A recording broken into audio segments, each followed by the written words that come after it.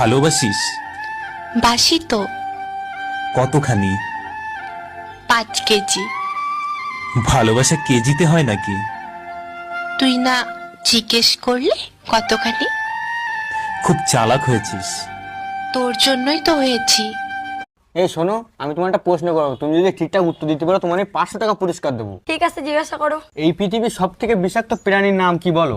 থাক, 500 টাকার জন্য আমি আর সংসারে আগুন লাগাতে চাই না। তোমার মা পিছনেই আছে। তোমাকে আমার খুব ভালো লাগে, তোমাকে আমি বিয়ে করতে চাই। তোমাকে বলবো নাকি ডাইরেক্ট তোমার মাকেই বলবো? আমি ওর মাই বলছি, বল। এইরকম কল যদি আপনার কাছে এসে থাকে তাহলে অবশ্যই পুলিশের সাথে যোগাযোগ করুন। জনস্বার্থে প্রচারিত। ধন্যবাদ। হ্যালো, আমি অরুণ এসি কুলার সার্ভিস সেন্টার থেকে বলছি। বলেন আপনার জন্য কি সেবা করতে পারি?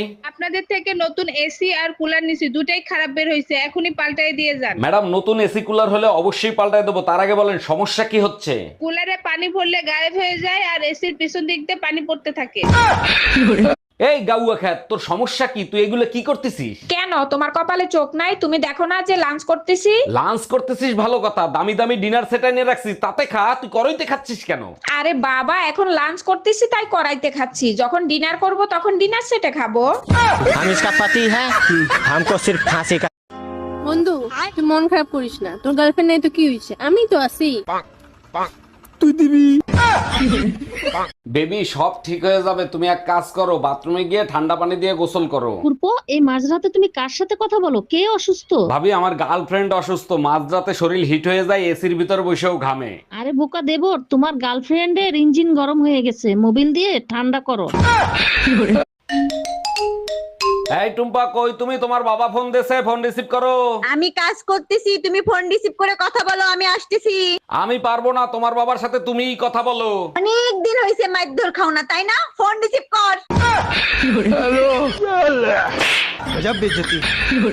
ও ভাবি, একা একা কোথায় যান বলেন তো, আমি সাথে আসি। ঘরে বউ থাকতে ভাবিদের পিছনে ছোটেন, কি মজা পান বলেন তো? ভাবিরা কখনো ধোকা দেয় না, সুযোগ পাইলেই মৌকা দেয়। হ্যালো, সদর হসপিটাল, আইসিইউতে একটা সিট বুকিং দেন।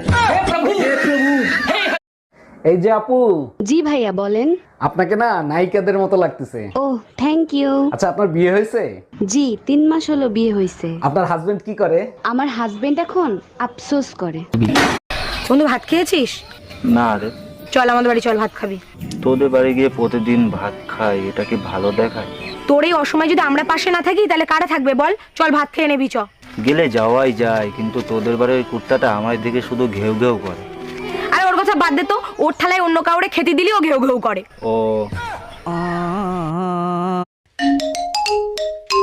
বাজে কয়টা, এখনো তো বাসায় আসো নাই? কোন মাগির সাথে ইতরামি করতেছো? বাজে কথা বললো না, যার জন্য ফোন দিছি সেটা শোনো। তুমি কি করতেছো? আমারে তুমি সন্দেহ করতেছো? চোরের মার বড় গলা, আজ তুই শুধু বাসায় আয়। আমি বাসায় 2 ঘন্টা আগেই আসছি। ফোন থেকে চোখ সরাই এদিকে তাকায় দেখো।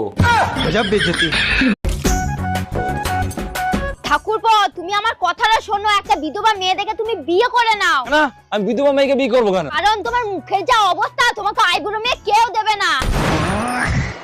ও বৌদি, বৌদি, ও বৌদি, তোমাকে বললাম আমার জন্য একটা মেয়ে দেখতে, আমি বিয়ে করবো, কি হলো? আরে ঠাকুরপো, মেয়ে তো তোমাকে আমি এখনই দেখে দিতে পারি, কিন্তু বলছি মেয়ে কি তোমার খুব সুন্দরী লাগবে?